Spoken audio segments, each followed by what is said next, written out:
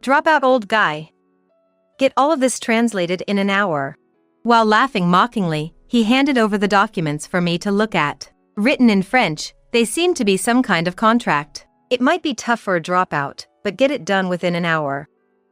His words, dripping with scorn, carried an undertone of "you probably can't do it" and a hint of eagerness to see how he could mock me when I failed. The colleagues around us watched the exchange with a mix of sympathy and disbelief. It would only take me 3 seconds to read a document of this length. I was surprised when I skimmed through the contents of that document. It detailed an unbelievable deal. I've glanced over it, and this kind of contract is impossible. Huh? What do you mean? There's no way you could read it that fast. I calmly pointed out the flaws in the document to him, who was raising his voice in anger. My name is Robert. I work for a certain company. Well, as of today, I'm working at the headquarters. Coming from a poor family, I started working at the company's site right after graduating middle school. I was part-time back then, but eventually got employed full-time. My coworkers, kind-hearted, taught me various things, compensating for my lack of formal education. Not just work, but also math and languages. I learned and practiced a lot. Someday, what I learned would be useful, contributing to the company's growth. With that belief, I grew as a professional in this company, got recognized for my skills, and was eventually entrusted with a secondment to our branch in France. My first foray into France was challenging but rewarding, and I managed to build good relations with the locals. Honestly, I preferred focusing on on-site instructions and had been declining the offer, much to their disappointment. They respected my decision, let me do things my way, for which I'm grateful. Thanks to that, our French branch got on track and started generating stable profits. Thus, I was proudly returning to our headquarters. The branch staff, who had grown so capable, were sad to see me go but could now run the branch on their own. Waving back to those who came to see me off at the airport, carrying bouquets and gifts. I'm heading back to America, planning to work as a regular employee at the headquarters for a while, to get used to the job there. Thinking of my colleagues as family, I looked forward to returning to my homeland, gazing out the plane's window. Back in America, and to a remarkably impressive headquarters building. This is my new workplace. As I looked around the spacious office, the section chief George briefly introduced me. Other employees welcomed me with warm applause as they looked at me. Most had changed since I was last here, probably only George remembered me. I was assigned to the sales department, where he worked, to get a feel for the headquarters atmosphere and workflow. I was told I'd be placed in a suitable position later, but knowing that might make some staffs uneasy. So for now, I'm just another employee who returned from a branch. Pleased to meet you all. As I greeted, they welcomed me with kind applause. It seemed like a good workplace. I never imagined that among these enthusiastic young employees, there would be someone with ill intentions. On my first day, I focused on understanding the workflow and getting to know our clients and contracts. That's when I was introduced to a young man named Brian, a rising star who had made rapid progress in just a year after graduating from a prestigious college. George said we could learn from each other. I nodded in agreement. I'm Robert. Nice to meet you. After a brief look at my hand, Brian introduced himself with a sullen voice. Brian. I was to work with him. Thinking back, I guess the discomfort was there from the start. As soon as George left, his tone and attitude became dismissive. However, I figured he might find it annoying to have to guide a middle-aged man from a branch, given his young and brilliant profile. So, I decided not to take his behavior to heart. Maybe it was a mistake to accept his attitude like that. For the first week, I was able to learn the job by observing his work. Since he didn't give me any instructions, I assumed it was a learn-by-watching situation. But it turned out not to be the case. Just standing next to me and getting paid, aren't you ashamed at your age? I was surprised when he said that out of the blue one day. I had been taking notes on his work, understanding the workflow, memorizing clients and contract details, and thinking about future dealings, but to him, it seemed like I was just slacking off. Before I could clarify the misunderstanding, he spoke to a staff passing by. Where's that coffee going? It's for the guests at George's office. He snatched the coffee from the bewildered staff without a second glance and turned to me. "You're just going to stand there today too, right? Do something useful for once." I carefully took the coffee tray, trying not to spill it. "But, is that okay? Come on. Let's put the guy who hasn't done anything in a week to work. Then, please take it to the reception room." As the staff spoke with a troubled look, Brian urged me, "Hurry up and go." Confused but recognizing it as my task, I hurried so as not to keep the guests waiting. "Understood," I said and carried the coffee to the reception room. After that, Brian's attitude towards me worsened. He openly looked down on me and hurled insults. I wondered what I had done to offend him. I didn't recall doing anything particularly hateful. Still, my current role was to learn under him. I had no choice but to endure. "Hey, old man, go make copies of this. We need copies for everyone in the meeting." Brian threw the documents at me. As I bent down to pick them up, his mocking voice rained down from above. "This is why old guys are useless." After saying that, he turned away, uninterested, and went back to his desk. A sympathetic staff tried to help me, but Brian's glare stopped them. "Sorry," they said with a regretful face. "Don't worry about it. It's my job." I reassured him and gathered the papers. Then, I made the necessary copies and clipped the documents together for the meeting. Carrying the completed documents, I headed to the meeting room. "You're late."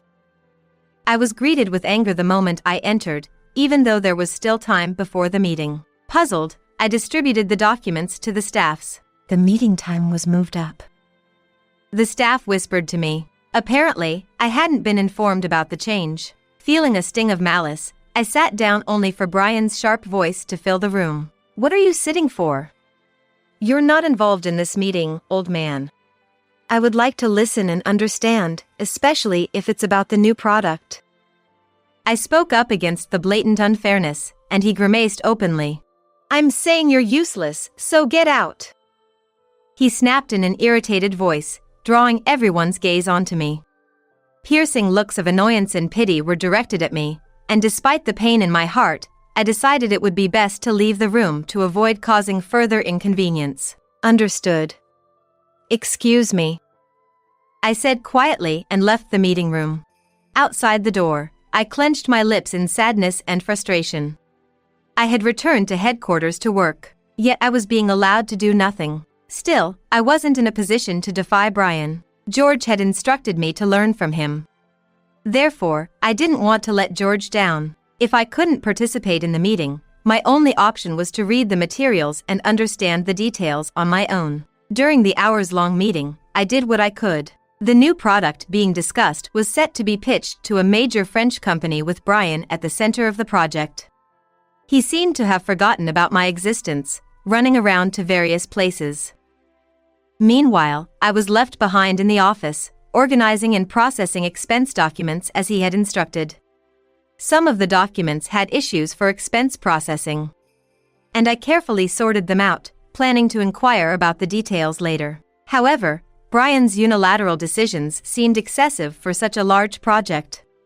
He gave instructions to the employees when he returned, but no one but Brian knew the details of the current situation. Without him, it was impossible to prepare or lay the groundwork. I wondered if the factory was even confirmed to be operational. Looking around, many staff seemed lost, unsure of what to do next. What should be done? As I pondered, Brian returned, his face flushed with excitement and joy. He strode over to me, looking smug. "Drop out, old guy. Get all of this translated in an hour." He handed over the documents, laughing. It seemed to be a contract. "It might be tough for a dropout, but get it done within an hour." As he was about to leave, I stopped him. "Wait. This is the contract for the new product, right?" "Yeah, what about it?" He frowned at me, but I said, "I've glanced over it, and there's something wrong with this contract." "Huh? What do you mean? There's no way you could read it that fast."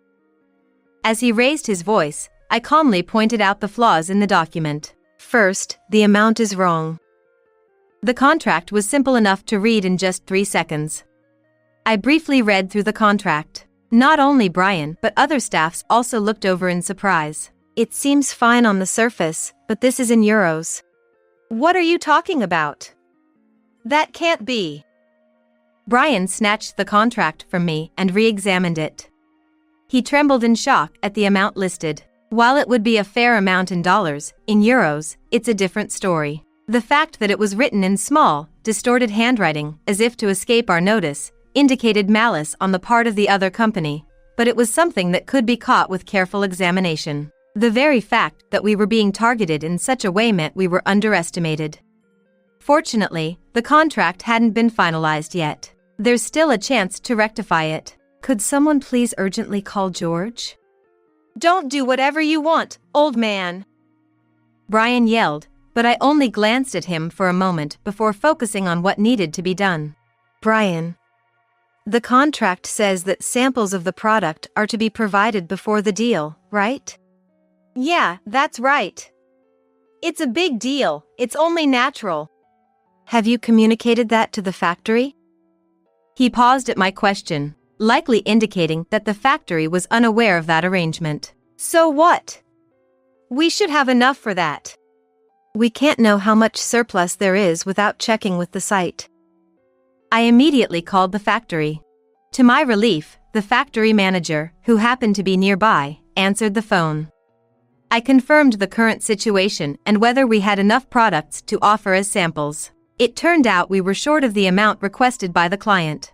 I know it's a lot to ask, but can we increase production to meet this number by the deadline? Just for you, Robert, we'll make it happen. Don't worry. He agreed willingly. I felt sorry, knowing it would mean extra work for the factory staff. Thank you. I conveyed my sincere gratitude to them. Robert, what's happened here?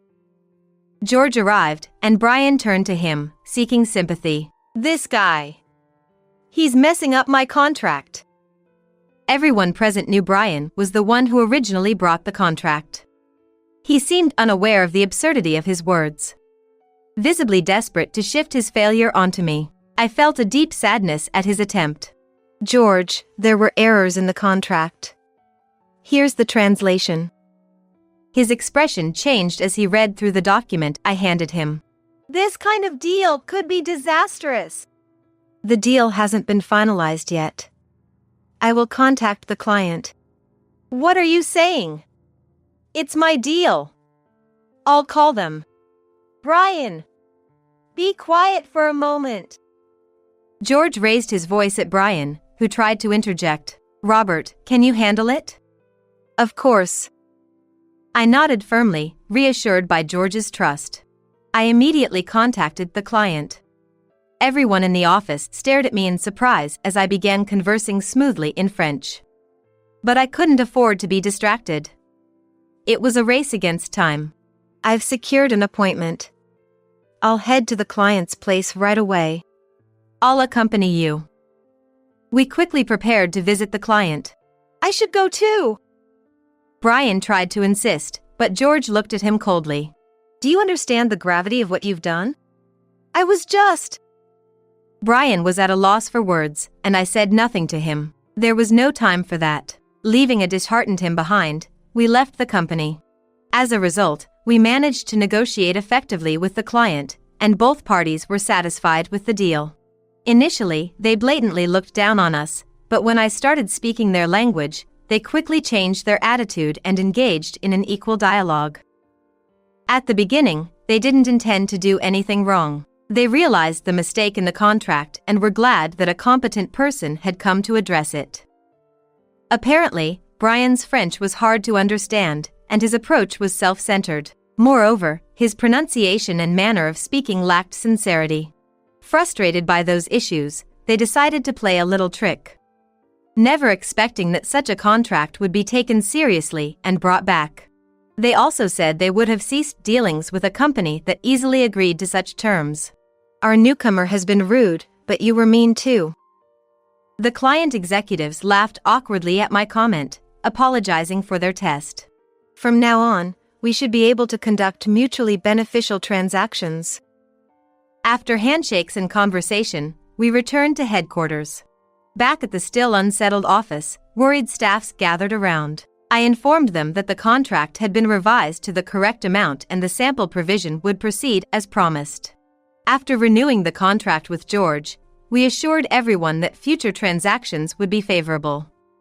The staffs were relieved and shared their joy. In the midst of that, Brian stood alone, glaring at me. "What's your problem, taking credit for my work?"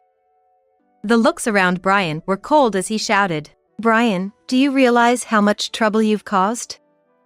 I asked quietly, and he started ranting like a petulant child. "What do I care?